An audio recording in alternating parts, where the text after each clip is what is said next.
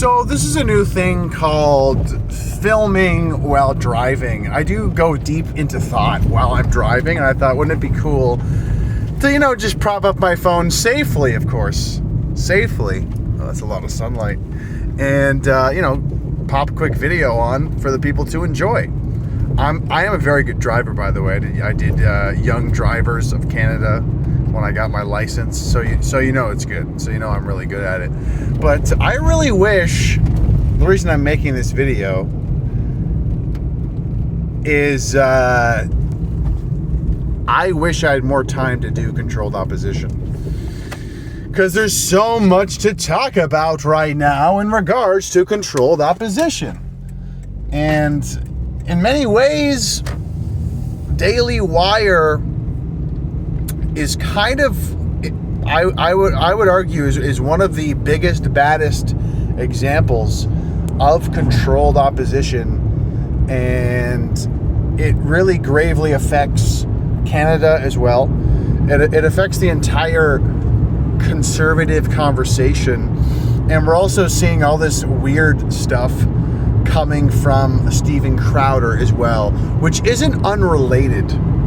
I'm not saying it's directly related, but it's also not unrelated either.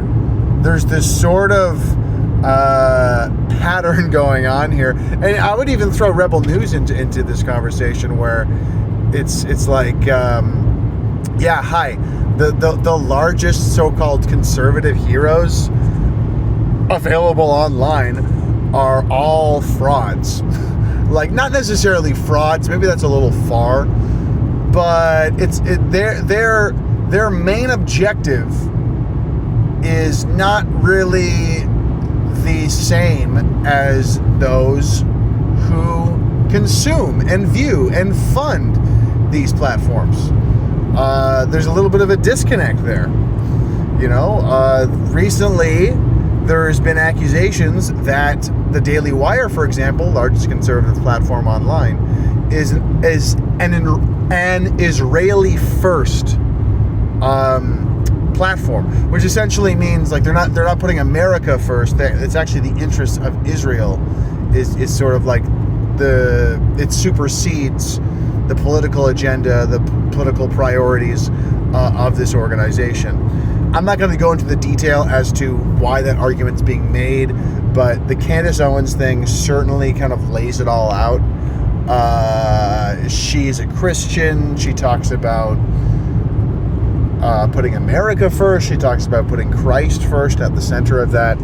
And suddenly, a number of individuals, including the person who owns the Daily Wire, has a problem with that. It's kind of weird. And it is worth talking about. And it really speaks to sort of, it doesn't speak to, but it sort of cracks open the conversation of, how, what is the purpose of something like Daily Wire? What is the actual function of something like Rebel News? What is the actual outcome of somebody like Steven Crowder? Because there really is so much rightful frustration, rightful anger, disgust with what's going on in Western countries. The incompetence, the corruption, the immorality, the evil. It looks like these people are systematically destroying these Western countries. And we all know this. Many people know this, agree with what I'm saying, and many of them watch Daily Wire. Many of them will consume the Mug Club with Steven Crowder. Many of them will watch Rebel News. And what do we get from that? What is the outcome? What is the sort of conclusion, other than with Rebel News? It's funding more Rebel News content. It's funding more fundraisers. Okay, it's fundraisers for what? Fundraisers apparently for Rebel News.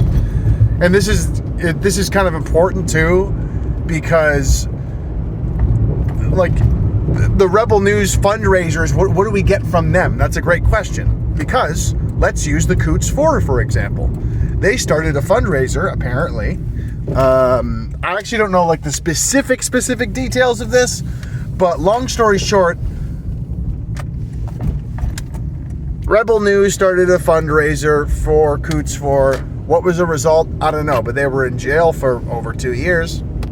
But then, all of a sudden, Diagolon, Jeremy McKenzie and company, started their fundraiser to get an actually good lawyer.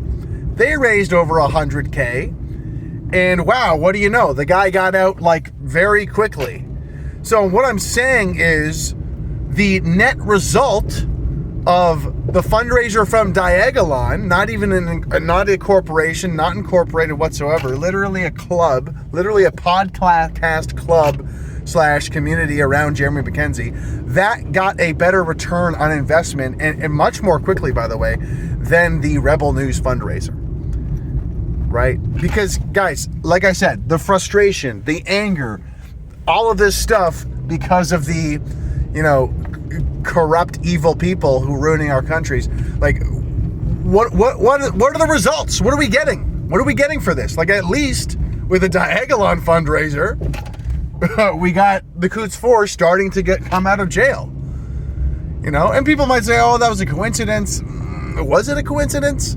Like, you really think that Rebel News, their connections, their funding, they've dealt with lawyers for a long fucking time. And then all of a sudden, like, why did they fucking net nothing? Why did nothing come out of that? It was Jeremy McKenzie and crew. That's what got a result out of that. I kind of went on a tangent and just kind of focused on one of these kind of, I would argue, controlled opposition sort of platforms, Rebel News. But that's a really great example of like, what do we get for these platforms that get funded so much? And the answer is like, not that much. I'm trying to think of an example for, Mug Club, Steven Crowder and the Daily Wire, Sure, we get some content from Steven Crowder. We get all these laughs. But it almost seems as if the culture war that conservative people push or, talk about, like, whoa, look at these crazy trannies. Whoa, the left is so backwards. It's almost like that is becoming the distraction. That is the bread and circus. Because, again, what do they give us in terms of results?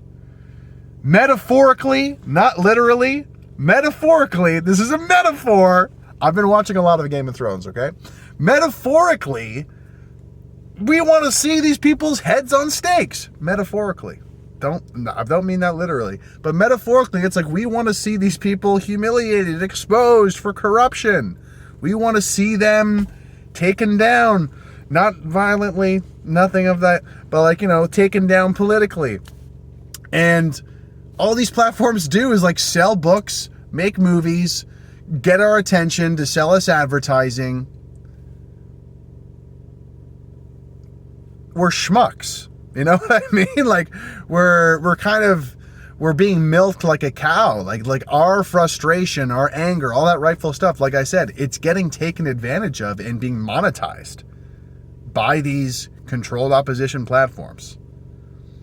That's a problem, because that's like wasted energy. It's taking our very legitimate qualms and frustration and energy, and it's putting it into Ben Shapiro's bank account.